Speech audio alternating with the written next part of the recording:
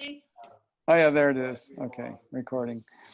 Yeah,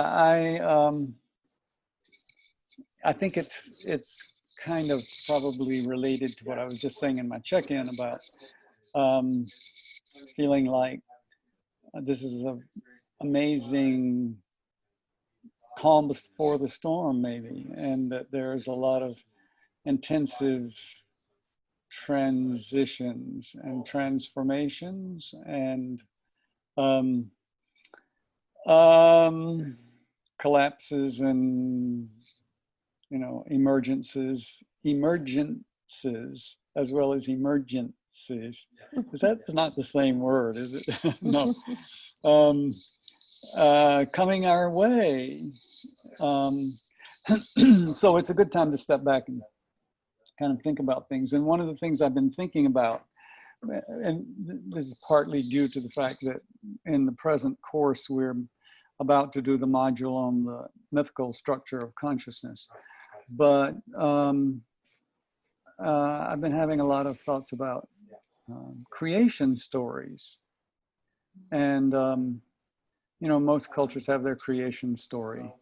And we had a creation story when I was growing up that was about the Garden of Eden and all that, right? But that sort of faded.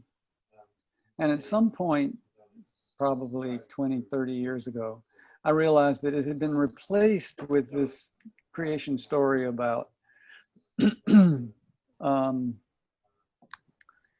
a kind of primordial soup on planet Earth, where the life arose out of the primordial soup. And, molecules bumped into each other and happened to come together in a way that actually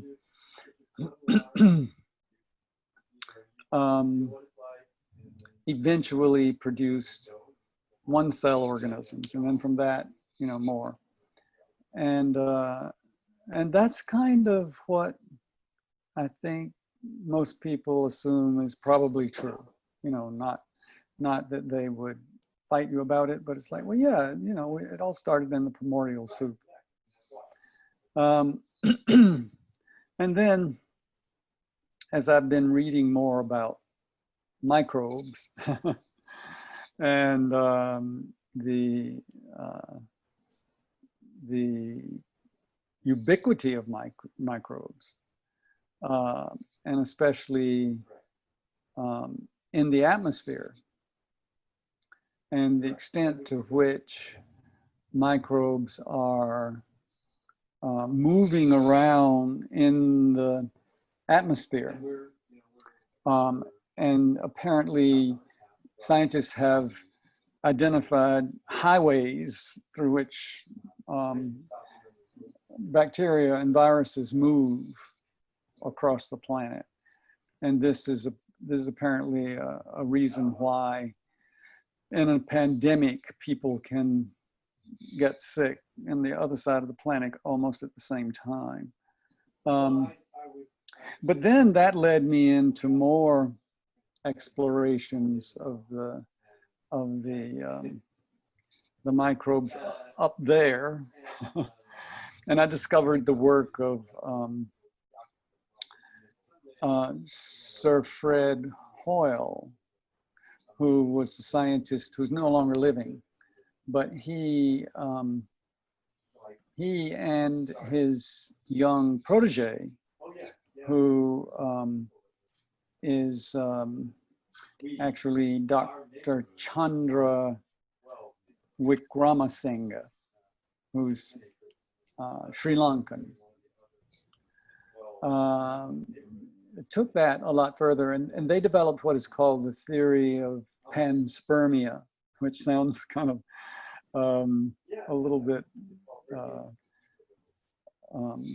X-rated, but anyway, the idea is that the microbes are everywhere. And in fact, they have discovered that there are microbes all through space And this, one of the confirmations of their theory was that one of the space stations landed and was covered with microbes that, you know, some of which people had never seen before. So they are, they're everywhere. They're not just everywhere on planet Earth, or they're not just everywhere in the biosphere. They're everywhere in the universe, is their contention. And they apparently travel in on comets and what's smaller than a comet? The little ones that hit the Earth. Asteroids. Asteroids and things like that. And that there are microbes that can actually survive the temperatures that those things are subjected to. So they've pretty well documented that that happens. And then when the asteroids or comets or whatever hit the Earth, that creates a spatter that splashes microbes out into beyond our atmosphere that then are circulated into other planets.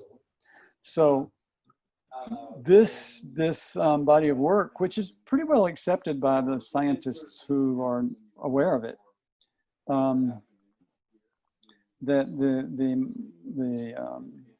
microbes, especially viruses and bacteria, are all through the atmosphere and all through our galaxy and other galaxies.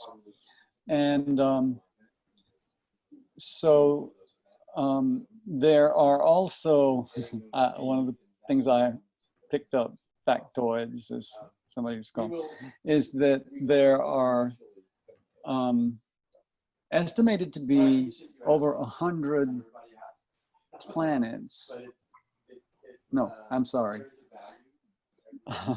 The planets in our Milky Way that have the conditions that are conducive to life as we know it. So the microbes could start growing there and doing things. And the number of those planets in our galaxy is thought to be somewhere in the range of 100 billion planets. So if you skip the soup, the primordial soup, then you don't have to think, well, where on Earth, where in the universe is a place where the primordial soup could have happened again. Well, we don't need the soup. That's a creation story which has actually been disproven. So this is a new creation story that basically saying creation is everywhere and is always has been. So it's kind of like a Copernican revolution of sorts, because, you know, it was our soup here on planet Earth and our life and our little biosphere, and, you know, not everywhere, but here, just one place in the whole universe. And now it turns out that, oh, forget it, you know, you're not that distinctive, you know. And so that, I find that really fascinating, and also in a certain way freeing. You know, it seems to me liberating to oh, it's not all, well, what's going to happen to planet Earth? Well, you know, whatever. I mean, there are plenty more planets, and there are plenty more life forms, and I mean, and this is lovely, but, you know, if we're hell bent on destroying it, then yeah, well. So as I was reading that paper you sent us, first of all, they started publishing this stuff in 1961. Right. Right. So, but as I was reading it, I was kind of putting it together in a way that excited me and may not reflect reality at all, but it excites me, with Zach Bush's talks about how the microbes create us. Yes. Us. So life as we know it, human beings could in fact be a total creation of microbes. Yes. Yes. In fact, it's pretty clear that that's true, because the architects, or at least the building construction workers in our DNA and our let's find a better way to do this, are the viruses. Right. And the viruses are constantly reshaping and refurbishing and adapting our DNA to what's happening in the environment. So that's how we continue to evolve. You know, I mean, this is not what Darwin thought. And because he didn't know about viruses and their role. So here we are with all these changes to our stories, you know, our creation stories. Darwin and the primordial soup and all that suddenly is like, no, that's not what happened. And so that's, I don't know, that seems very exciting. And it also seems like a friendlier universe. You know, it's not empty out there. You know, it's full of life. And life will have its way. We can't destroy it. We think we can. That's our arrogance, that we think we can, you know, we can destroy life on planet Earth and that'll be the end of that, no more life. And it's like, no, you know, that's not even a drop in the bucket. It's you know, it's maybe a, what, a micron in a big bucket. So it's both humbling and also liberating for me to hear all that. And and then it is a friendlier universe in that I don't see there's much room for fear. You know, where do you, how do you do fear in that context? I mean, what are we afraid of? I mean, we are going on our journey to the next planet, or if this one's not available anymore, or whatever. And, you know, I don't know, it seems like, oh, well, glad to get rid of all that tension and fear and terror. This is the age of terrorism. So we're terrified. But guess what? We don't really have any reason to be terrified. So maybe we can just mark that off the list.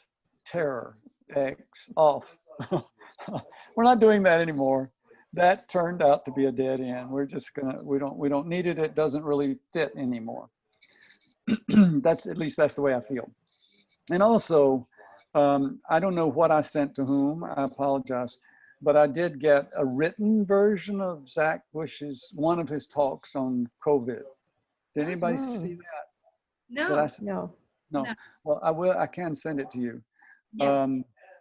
It's a transcript, so there are some errors in it, but it's so helpful to not have to go so fast, because he's always going like that, you know, wait, and you go back and listen, and then, but anyway, so you have all the words there. There are a couple places where the transcriber put a question mark and said inaudible, but a couple in a pretty long document. And so he explains the how he shares his explanation for how this pandemic is functioning, and I find it very compelling and not a bit tricky in terms of the complexity of it, but you know, the truth is usually fairly complex. So what he says is that where there have been high death rates, which there's not always been, you know, there's places where very few people, a lot of people have been sick, but very few people have died.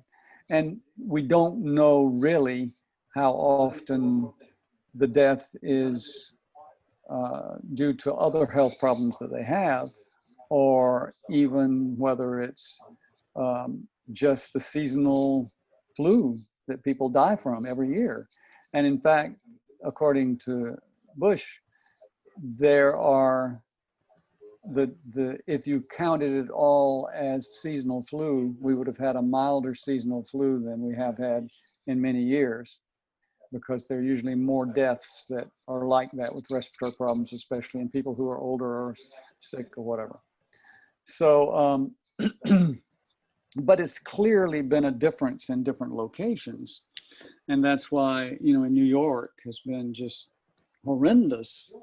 And so have a few other places in the US, and then also in northern Italy and et cetera.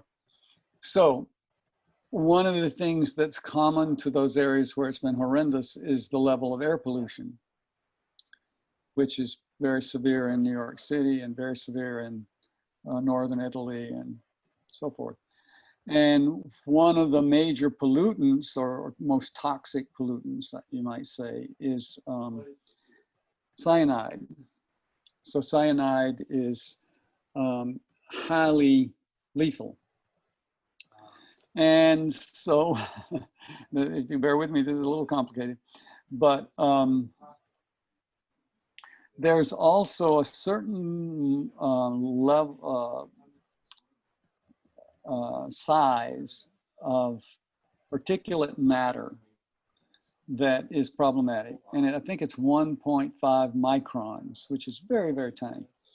But that particular size of particulate matter in the air has a tendency to clump and come together. And it actually, yeah, anyway, that's part of the characteristics of that. Meanwhile, the coronavirus, and there have been many coronaviruses, like the common cold coronavirus, but the coronaviruses have a particular tendency to, they go into the cell and they attach to certain sites on the surface of the cell or surface of the membranes, which are, what are they called? Anyway, I think they're called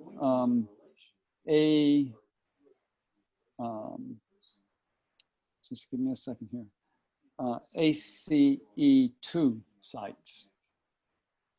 And so you may have heard someone say they were taking a medicine that was an ACE inhibitor. Has anybody ever heard that? Mm-hmm. They're giving it to people with almost everything nowadays. At least heart disease, cancer, and diabetes especially. And an ACE inhibitor is actually inhibiting ACE, which is angiotensin converting enzyme. How about that? That's pretty good. That's pretty good for someone got hit side of the head. So that ACE, if it is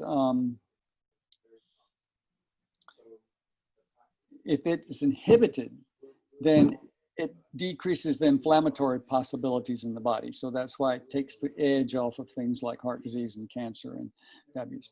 But then there's ACE2. So ACE2 proliferates as ACE is inhibited. And it happens that the coronavirus attaches to ACE2. Mm.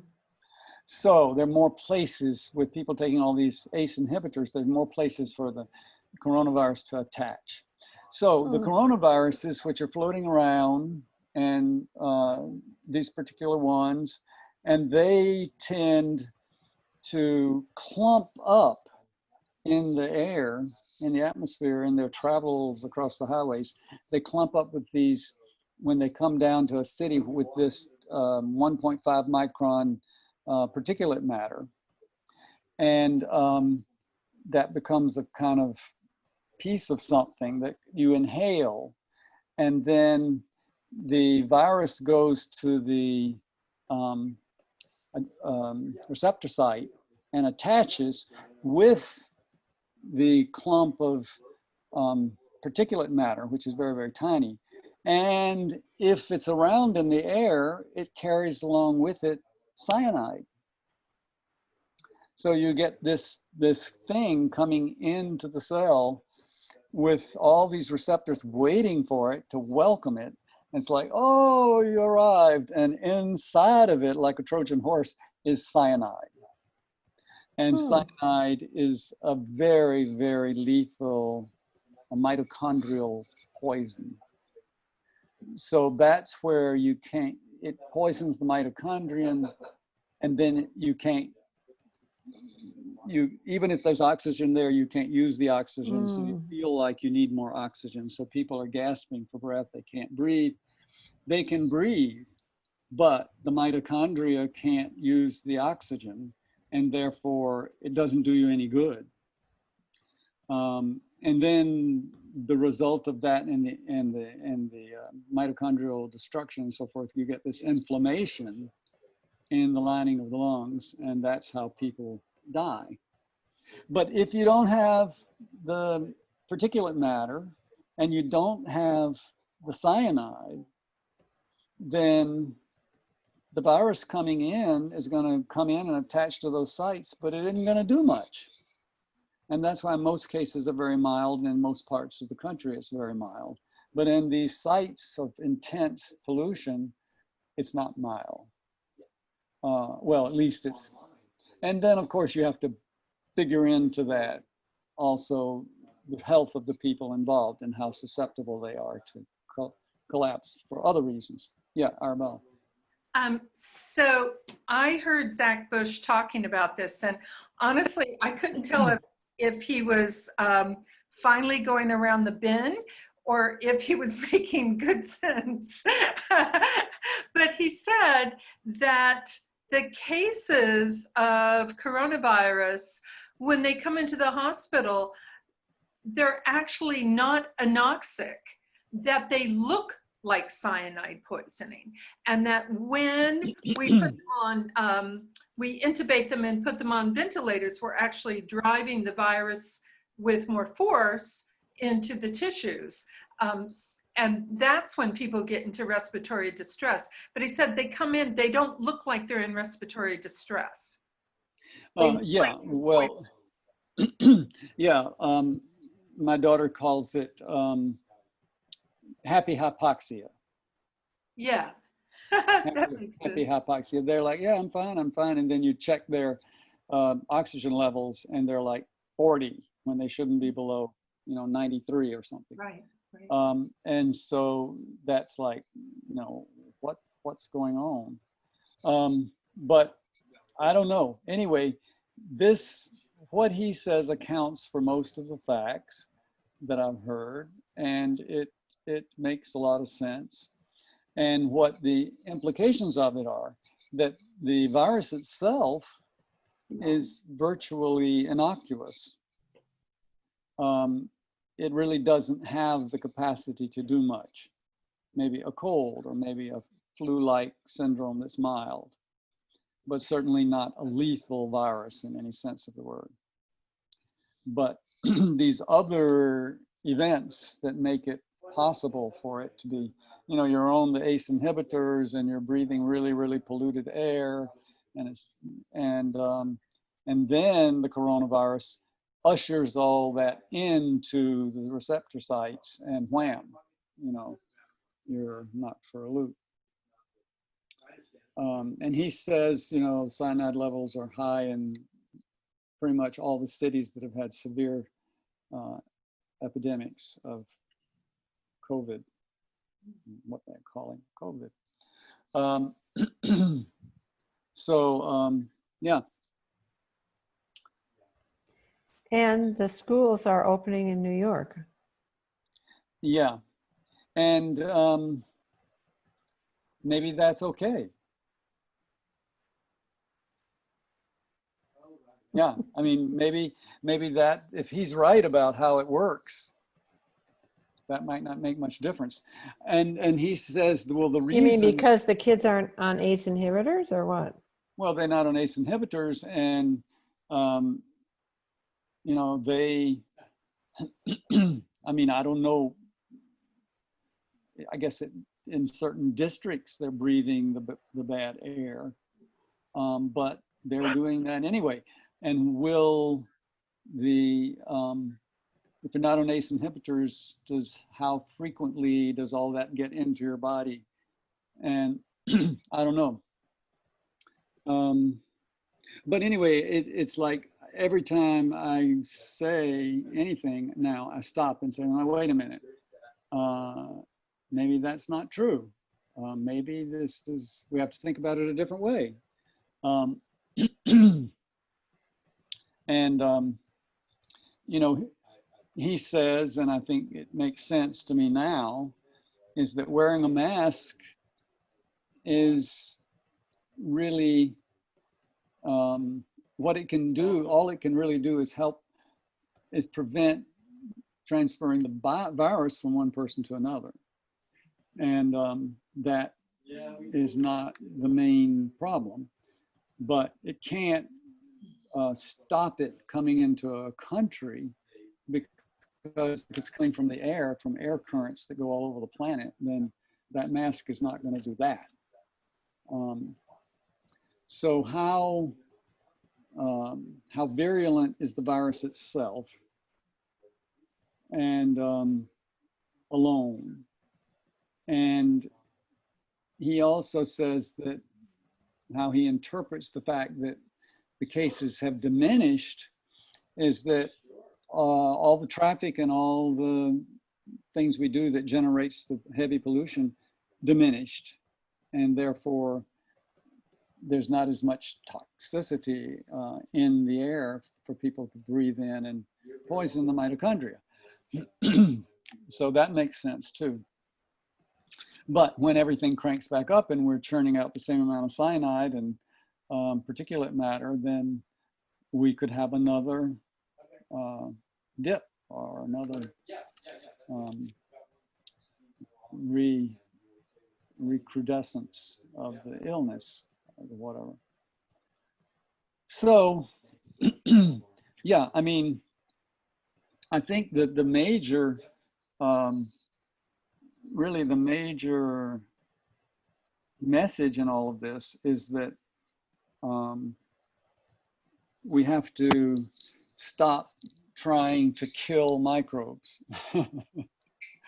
That's not the answer. It is all, I mean, this is the, I think we talked about this last time, I can't remember, but you know, the fear is basically a paranoid system. I think I said that right last time.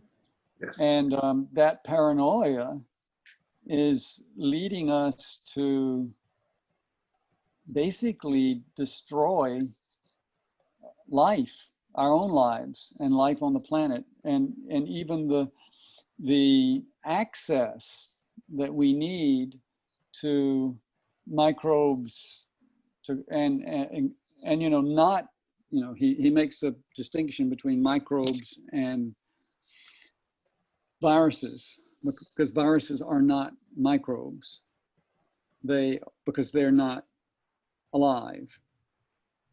And that's the thing that people forget, that viruses are not living things. I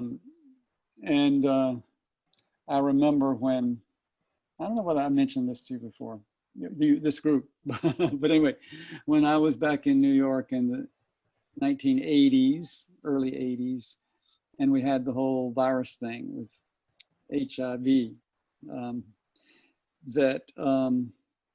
there were certainly a lot of people who didn't believe that viruses could cause what was happening, or microbes for that matter.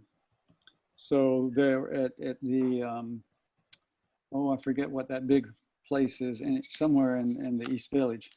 They held a trial, and the the microbes were put on trial, and they came up, and they had their defense, and they said, well, our job is when life is leaving organisms, and we need to recycle the body. That's all we do. We don't have any evil intent. And so they had their say in the judgment, and then they called the viruses to the stand and brought the viruses up. And the judge asked the viruses to take an oath, and the viruses didn't say anything. And he kept asking, and finally he hammered on the thing, and he said, you're in contempt of court. And the virus lawyer comes up and says, Your Honor, you can't expect him to take an oath of, what do you call it? An oath. He's not alive. And he said, what do you mean he's not alive? And he said, well, he's not a living creature. And the judge was like, what are we doing here? Anyway, it was all very interesting and kind of fun. But I remember, that the virus couldn't testify because it's not a living thing. And so viruses are basically just packages of genetic information, RNA and DNA.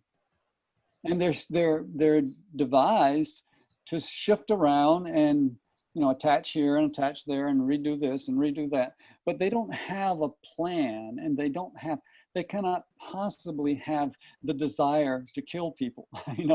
They're not bad viruses and good viruses, like, well, those just went to the dark side, we don't know about them. They just want to kill people. Well, they don't want to do anything. They're not living beings. They're just pieces of genetic material that's being shuffled around. And so the idea of a whole campaign, we have to fight the virus. It's like, that's pretty ridiculous. So anyway, this is all part of I'm trying to help us all develop a new paradigm about health and illness that is not based on fear,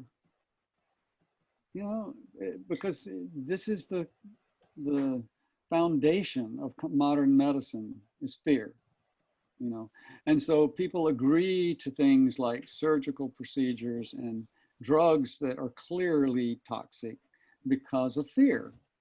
And the doctor says, well, I wouldn't want to take it either, but you better, because, this horrible thing can happen to you. And people go, all right, and they take it, and then it kills them. And don't forget that well over 100,000 people in the US, it's documented published in the Journal of the American Medical Association, 100,000 people a year in the US die from the medications that are properly prescribed in the correct dosage, and they're poison, So, this is all feels, if you really step back and look at it, it feels a little crazy, and it's time for a change. We don't really have to continue the fear thing. We really don't. And I think that a lot of the success I had with patients was just to say, okay, here's things you can do that will help you be healthier, and, relax, because once you start doing these things, time is on your side, and you're going to get healthier and better, and you don't have to be afraid. And they were so relieved, and they did get better, So,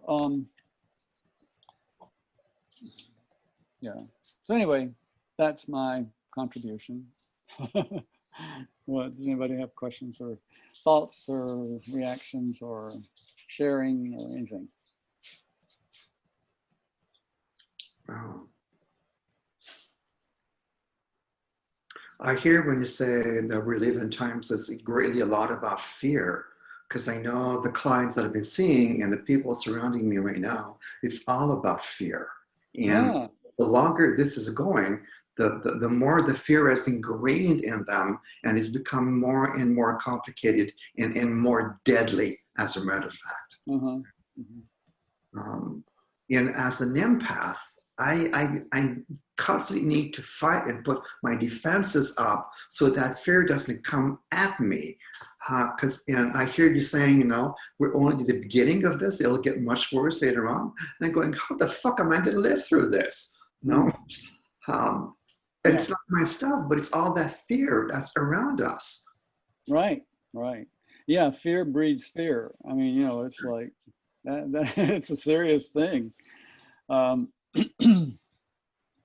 Yeah, so I think that to the extent that we can not just say, oh, don't be afraid, but extricate ourselves from all the beliefs that support the fear, then we'll be in a different place. Because it you know, like the whole creation story, the whole evolution story, survival of the fittest, you know, you may not be the fittest, you're going to go, you know, I mean, that breeds fear.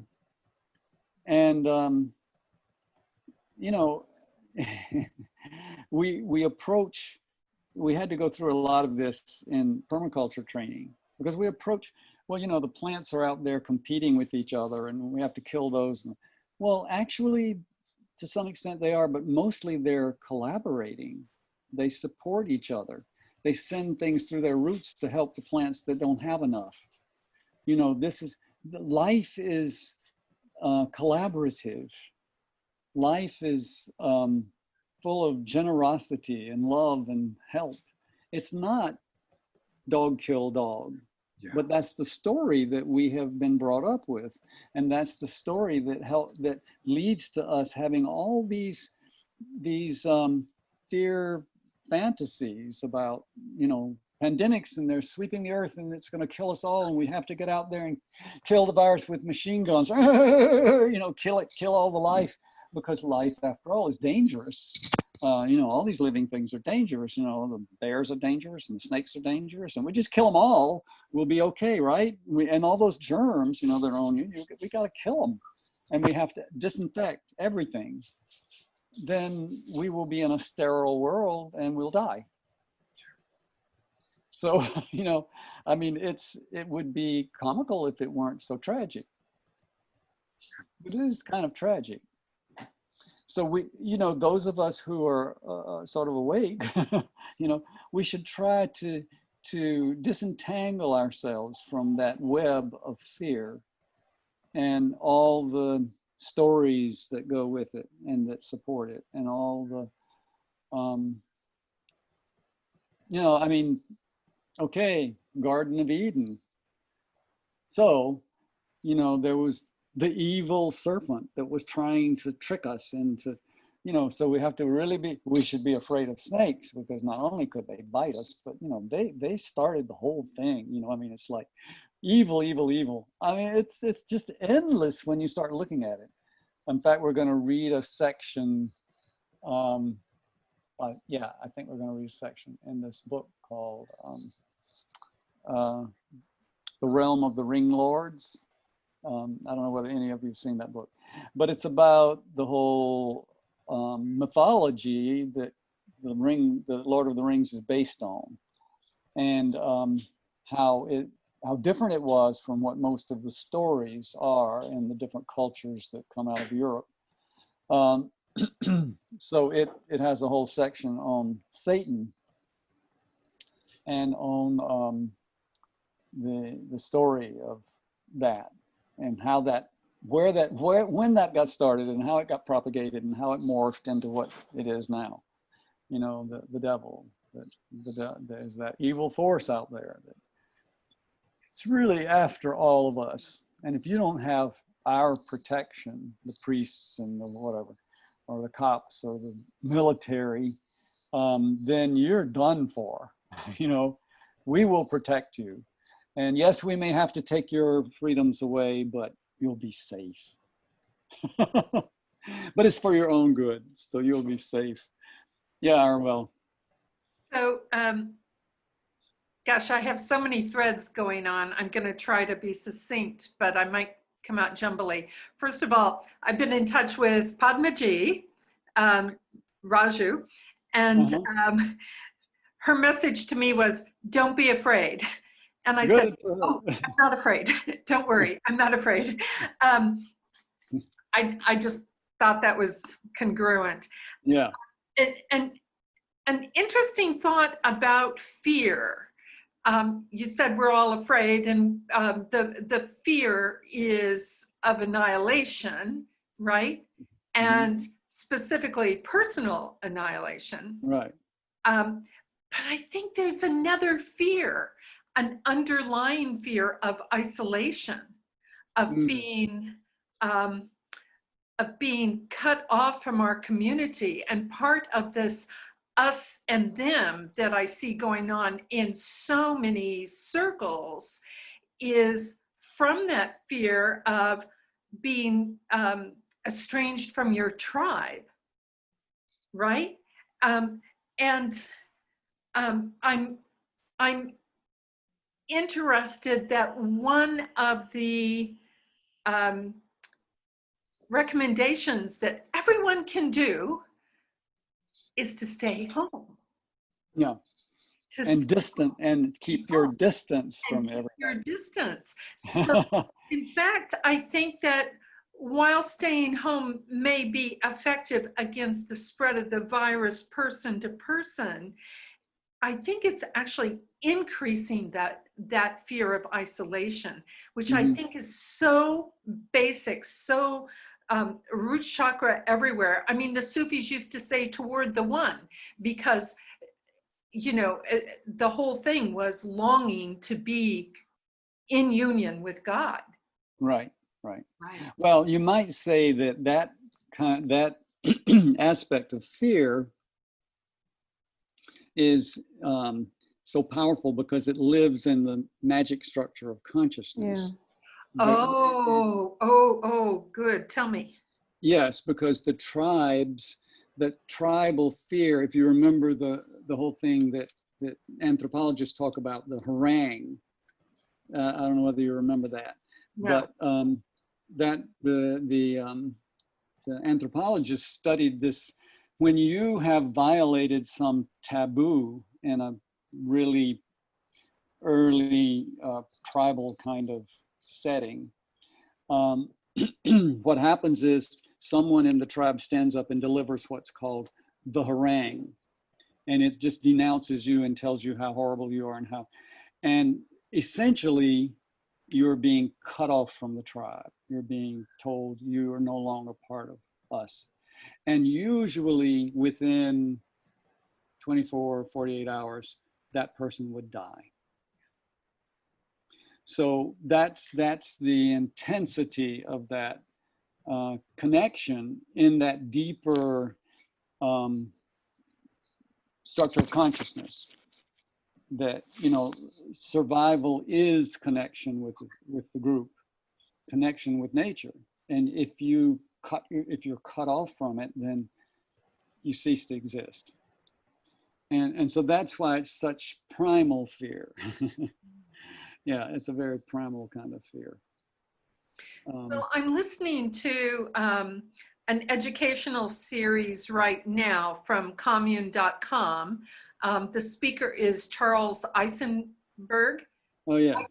Eisenstein, sorry. Eisenstein, yeah. Yeah, and he's speaking, Deborah turned me on to him, I'm so grateful. He's speaking about separation, and he's speaking about community, and he's speaking about why do we have war, and the schisms that are existing between people, and the way we have to demonize someone in order to disagree with them. Yeah, it's just fascinating. It's feeding. It's Charles Eisenstein, right? Eisenstein, right. Yeah. Commune.com. It's this particular series, they're only half-an-hour lessons, and there's one each day, and they're free until the 12th. Okay. Yeah. Well, I know a lot of people at Earth Haven have been reading Eisenstein. Yeah. Yeah. I read a little bit of it, but I haven't gone deeper. I haven't read any of it, but and his presentation is charmingly awkward, but his words and his ideas are so clearly expressed. It's lovely. Compelling, yeah. Yeah. Yeah, great. Thank you for that. Yeah, Linda. So I want to talk, I want to get back to you, Roger, about, you know, being an empath and picking up what's happening. I worked with two people who are like that. And one was ready to take, you know, drugs for depression because she just felt so overwhelmed. And I gave her the resonances, one of the resonances I've been working with, which talks about setting healthy boundaries. And in 12 hours, right away, she felt different. And in 12 hours, she said she's a whole new person. So if you're at all interested, I can personalize that and send it to you. Appreciate Because, yeah, and I've done that with one other person who said it's really helped her as well. Great. Because I'm at a point where I've tried a number of things, and I'm because of the clients coming in also with all of their stuff, and I'm surrounded by it virtually 7 days a week. Yeah. And I got less time to myself for me to really build those times and defenses. Exactly. To get people out of their fear, you know, and they're bleeding the fear, and yeah, so whatever help I can get, yes. Okay. Right. So if you would just send me your full name, date of birth, place you were born, mother tongue, I'll fix it for you. I'm going to write that down because I'm.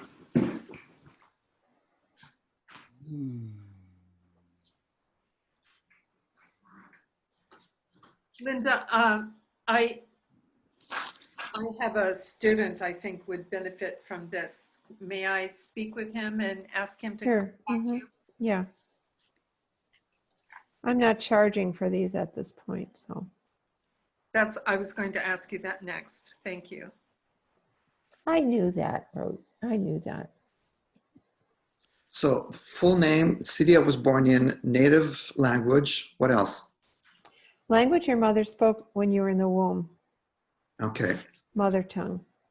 And full name, date of birth, and place you were born.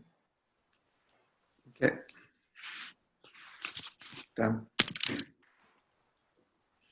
Thank you.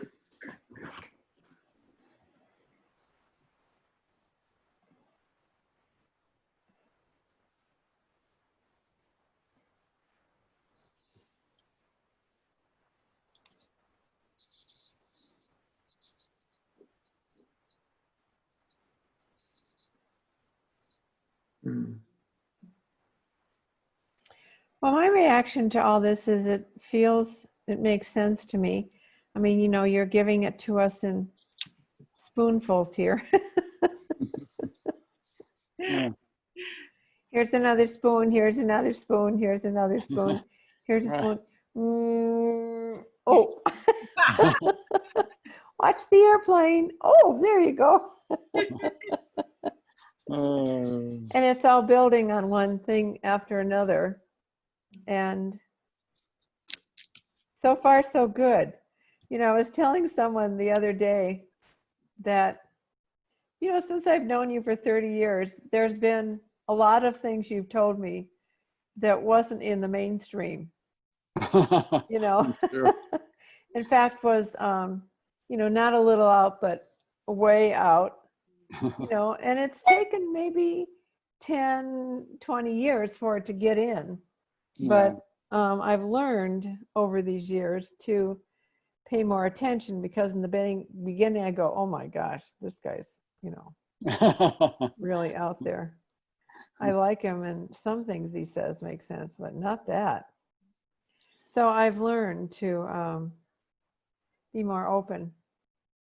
Well, some psychic or astrologer or both that told me like 30, 40 years ago Well, you have the ability to see into the future, but it's a problem, going to be a problem for you, because you're usually, what you see is 20 years ahead, and then, you know, not going to get much reception for that.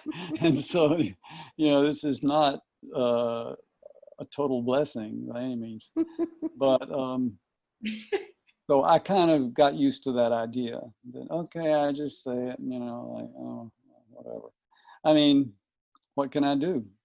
You know, I mean, I can't, no one can predict the future, but you can sense trends coming. You can sense things are shaping up in a certain way, and you know, you can kind of see it, and it's like, oh, look, I don't see anything. You're crazy.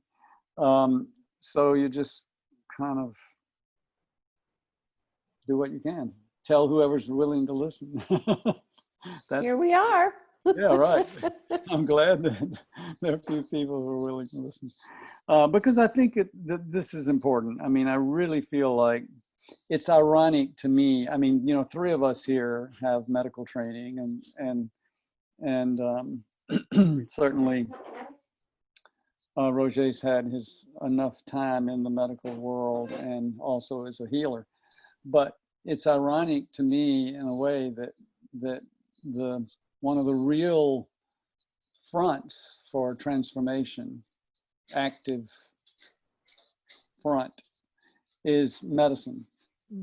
And it's partly because it has been so reluctant to change, and it's also because it's been so susceptible to corruption that it's really way back there. I mean, it hadn't been keeping up with, you know, transforming and transitioning. It's stuck. And it's stuck in the pharmaceutical industry, which, you know, when I was a kid, or maybe even before that, but I grew up in an area which was pretty, quote, backward. But, you know, the whole idea of patent medicines was kind of a joke, you know, like, oh, you know, oh, it's a patent medicine. Huh. Well, you know what those are. They dream up this thing and then nobody else can make it, and they can make a lot of money off of it, but don't trust that. And now the world is run by patent medicines, you know, and they still don't do much, and they're dangerous, and yet they've managed to sell it, and managed to get whole institutions organized around it, and medical schools and professors and journals and all that. I mean, it's like, oh no, how did this happen? You know, didn't anyone notice? Maybe I mean, I know they did, because people wrote about it and talked about it, but it just kept going. And now it's reached a point where I think a huge percentage of the population is distrustful of it. Yeah, and how could they not be? There's so much evidence, you know, it's so much evidence. Especially the younger generations. I just did a paper on this. Yeah. You know, and yeah. So that's what makes the change, you know, that people vote with their feet and say, no, thank you, I don't need that. I don't want that. You know, I was thinking about past year and Beaucamp, what was his name? You know, the fellow the one that said it's the person and not the germ. Oh, you're going way back. Yeah, way back. Well, it was between Pasteur and his counterpart was, we don't know his name as well, but what was his name? Anyway, he was French. But Pasteur on his deathbed changed his mind and said, right.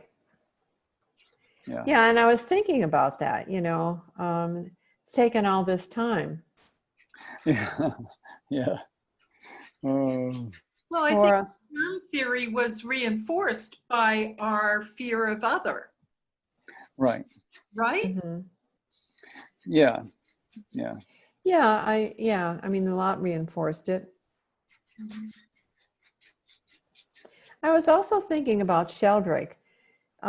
Rupert Sheldrake, the last time I heard him at CIIS, he talked about how he has put forward all kinds of new information about the laws of science. You know, really things that are, this is the way it is.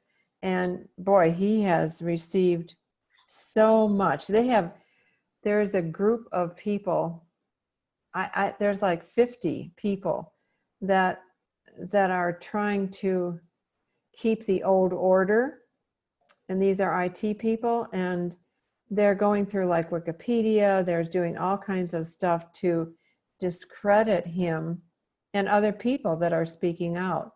But I mean, it's a really organized, strategic effort to keep the old order in, and none of these thoughts should be And Right. who was getting the out. guy again? Rupert Sheldrake, you know, I morphic know. field. I was- Morphic field. I was going to ask you if he was the morphic field guy, because I was thinking about this earlier in my jumbled thoughts. Like, the morphic field is shifting kind of underneath our feet, right? Yeah. So Hopefully. it's like we don't have a place to stand. But the morphic field is shifting. That gives me most excitement. Yeah. It Well, is exciting. Excited. the other thing about the morphic field shifting is that the turning point, the tipping point is really 10%.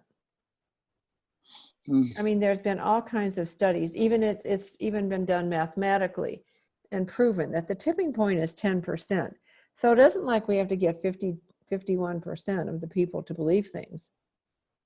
It's 10%, but that's still a lot in the world. But Well, we got 4 right here.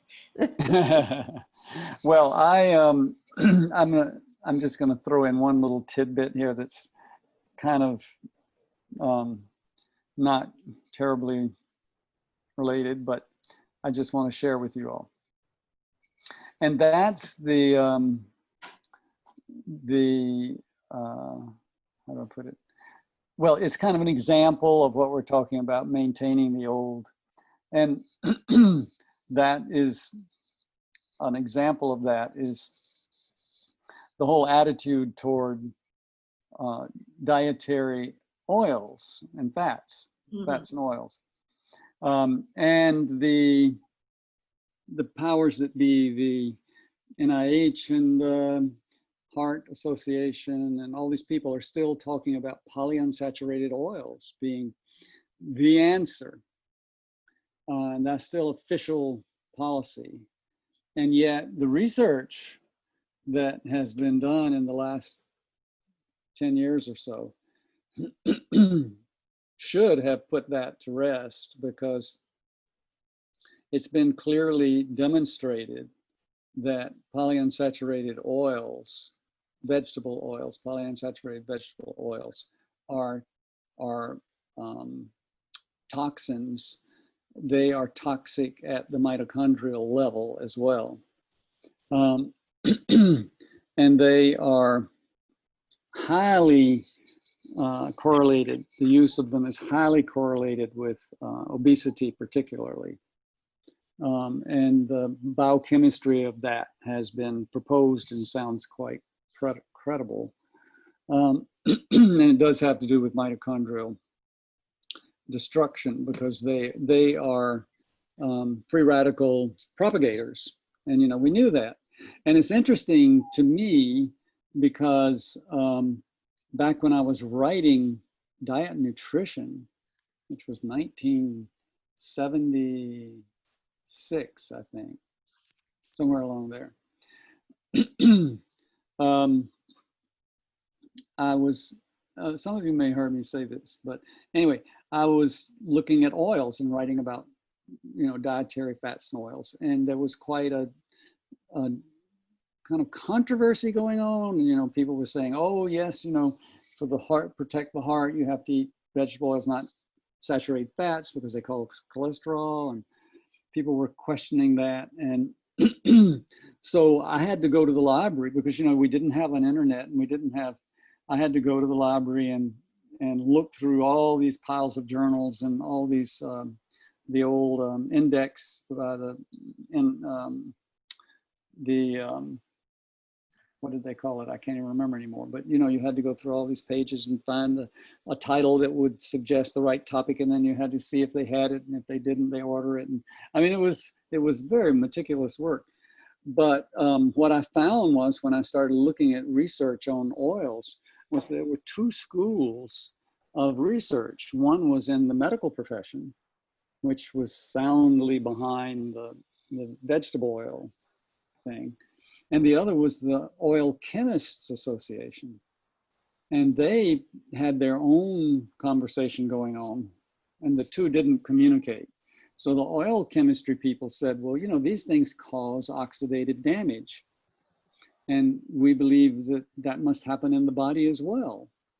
And so they were saying, it seems that these vegetable oils are really a bad idea. Well, meanwhile, I was going back to my Ayurvedic books to try to find what did the Ayurveda say about fats and oils. And I finally found the passage, and it said the worst oils, the best oil and the worst oils, the best oil for cooking was ghee, and the worst was safflower oil. And I thought, well, that can't be correct because they didn't have safflower oil back then. And so I went to look up safflower in this big index that comes with the whole Charak Samhita, like 6 volumes, to find what is the word they used in the text, not the English word, but this, it also had it in Hindi. And so I found the Hindi word, and then I went and found the Latin for that Hindi word, and then I found the English for the Latin, and it was safflower. So it was, so they were talking about safflower oil, you know, 2,000 years ago, and apparently they did make oil out of it. Anyway, he said it was the most dangerous oil, and you know, and I said, well, all the doctors are saying safflower oil, polyunsaturated oils are really good, and so what?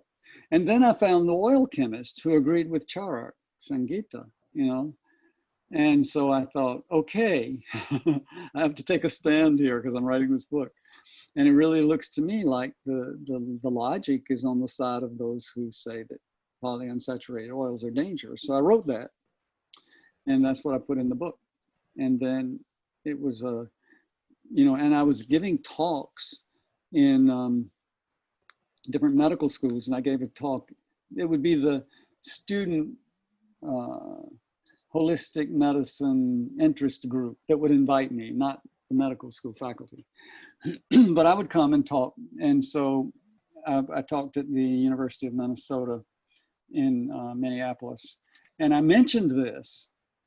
And so there was some, you know, sharp researcher that came and talked to all the students about fats and oils, and he said that, you know, polyunsaturated oils are dangerous. And the students said, we already knew that, you know, Dr. Ballentine told us about that. And he said, who? How did he know that? Well, read the oil chemist research, right? Or read the Charak Samhita.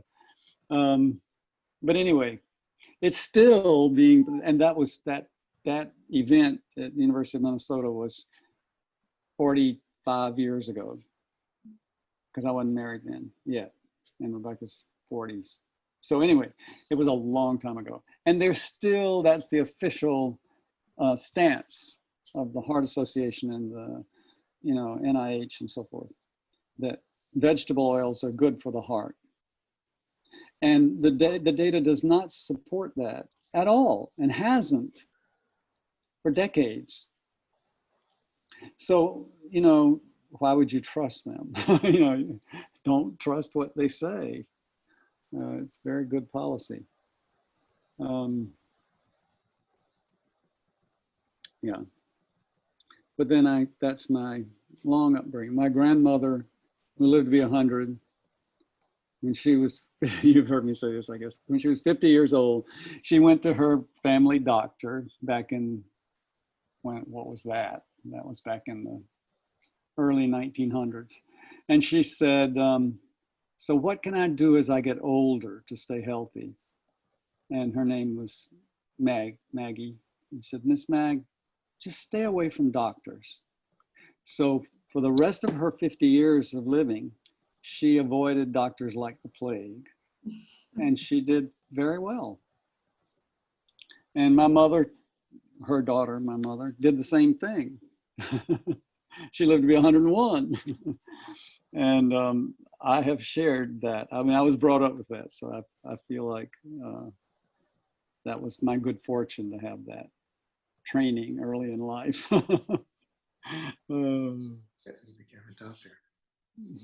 Yeah, I was thinking that too, Roger. And then her son became a doctor.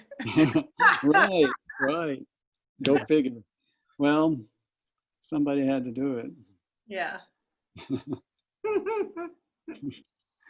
I'd just like to go back a little bit on the question of fear and safety. And I was wondering if Rudy G, you would have a recommendation in terms of a flower essence that could help support the sense of fear that's going around and creating a sense of safety. Well, yeah, I mean, there is, there are two of the Bach flower essences that are relevant here. One of them is mimulus and one of them is aspen.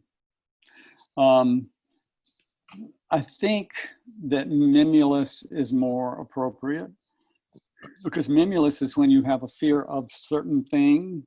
Right. And aspen is just when you feel, anxious and fearful all the time without any particular target for the fear. So I would say mimulus flower essences would be very helpful. And you could take it alone, or I think of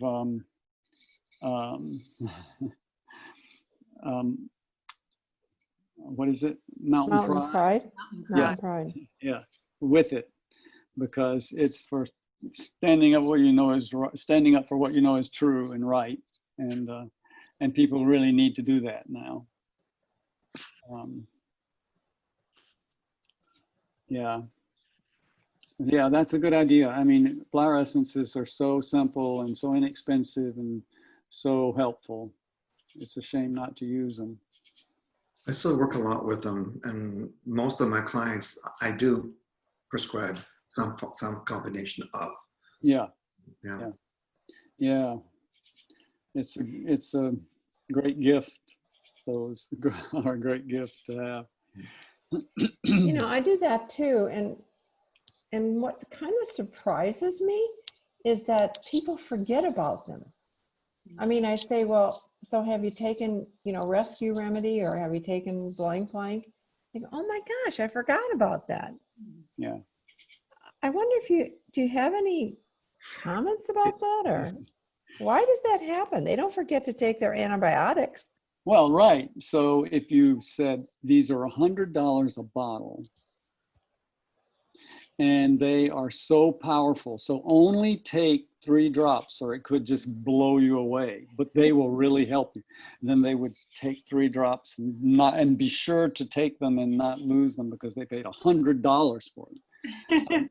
I think that would work, and I've never done it myself, but because I just don't know that I could bring myself to doing it, but it would make sense and it might work.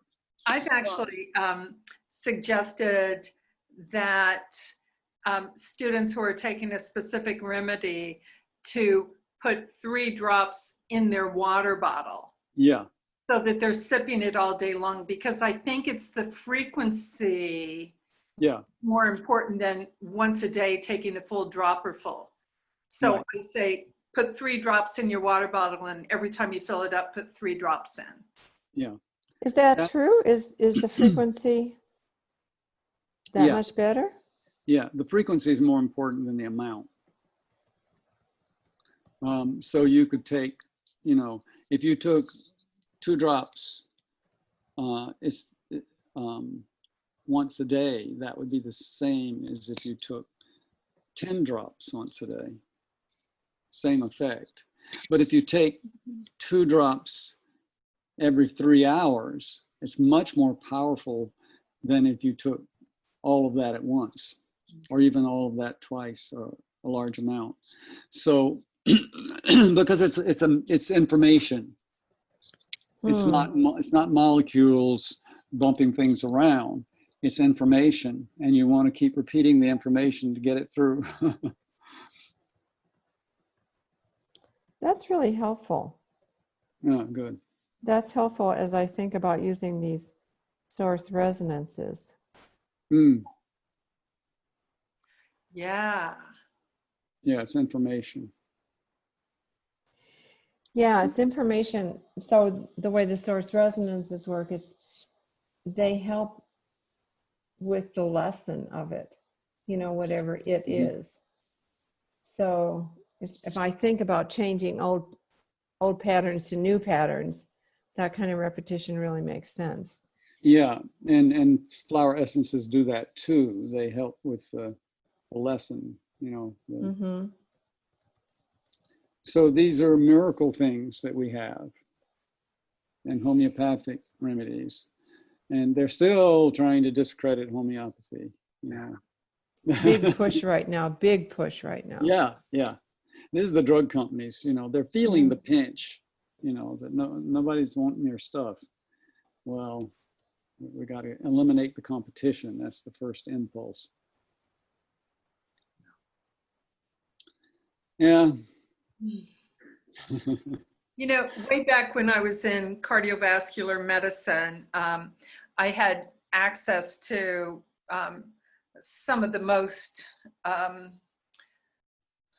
powerful, not powerful, that's not the right word. Violent. Yeah, well, violent. Some of the most highly regarded thought leaders of the time. And I happened to meet, and I've been struggling because I can't find his name in my memory, but I happened to meet the principal author of the Worcester heart attack study, which was a longitudinal study that followed 1,200 residents of Worcester through 40 years of life to see, you know, what kind of risk factors ended up with what kind of diseases. Yeah. And at the time, they found 2 very highly correlated risk factors for death secondary to cardiovascular disease. One was high cholesterol, specifically the LDLs. If the LDLs were high, you were much more likely to die of heart disease. The other was homocysteine. Yes. Right. And at that moment, in this candid conversation with this fellow who was retired from the study then, but had launched this entire long study, he said to me, the sponsors of the study wanted us to emphasize cholesterol because they could make a drug for it. But for homocysteine, all people had to do was eat dark green leafy vegetables and take B6. And, you know, that story has stuck with me so hard because they had a choice what they wanted to emphasize. Right, right, right. Well, I mean, this has been the case with medical research for, you know, many decades, that the studies are sponsored by the drug companies, and the drug companies dictate what you can study and what you should find if you want to get the money. We used to say the investigator that asks the question determines the response. Yeah. Yeah. So, you know, this is a level of corruption, and you know, it periodically people balk.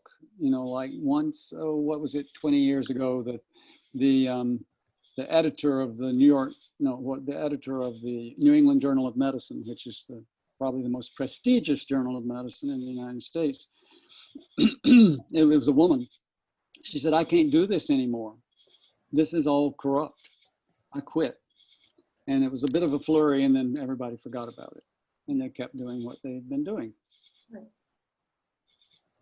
Sorry, folks, I need to sort of start moving at this point. Yeah. The date for our next time that we're getting together? 2 weeks from tonight. Let me see. I forgot to bring my calendar in, and I'm all analog, but you tell us what works for you and we'll be here. Oh, yeah, wait a minute. How do I get out of here? To look at my calendar without losing. So it's the 21st. Just minimize it, Ravi Ji, and then you can see your calendar. Do what? Just minimize the screen. I don't see the place to do that. Let me see if I can find it. It's up at the top. Oh, Yeah. it is. On the left or right? Right. Okay. Put my glasses back on. It's on the left, actually. Oh, yeah, I see it. Okay. I guess it depends which kind of computer you have. Okay. So, yeah. We're going to be away 15th, 16th, 17th, 18th, 19th. But that's the 21st. I can do that. Okay. But do you want to wait? I mean, since you're gone, do you want to wait and give Well, yourself? No, because I have to be back the day before for the teacher's training Okay. thing online. So it's fine. Happy birthday almost. Yes, happy birthday almost. I saw that. Yeah, it's coming along. Yeah. We don't talk about it much at this point.